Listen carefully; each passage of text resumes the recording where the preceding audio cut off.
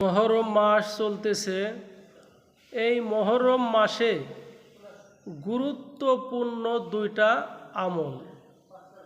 এক নাম্বার আমল হলো এই মহরম মাসে বেশি বেশি রোজা রাখা। এই মহরম মাসে বেশি বেশি রোজা রাখা একটা প্রথম আমল। দ্বিতীয় আমল হলো মহরমে আশুরা, যেটাকে বলা হয় আশুরা রোজা। মহরমের আশুরা রোজা, যে 10 তারিখে মহরমে আশুরা বলে, এই মহরমের 10 তারিখ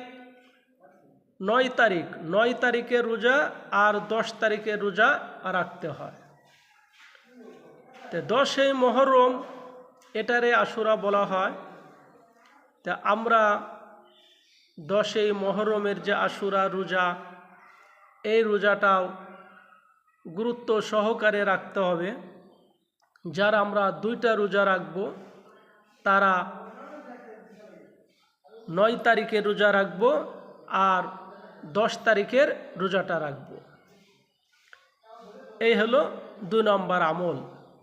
তাহলে এই মহরম মাসের গুরুত্বপূর্ণ 2টা আমল। 1 নম্বর আমল, এই মহরম মাসে বেশি বেশি নফল রোজা রাখতে হবে। আর দ্বিতীয়, মহরমের 10 তারিখে যে আশুরা রোজা,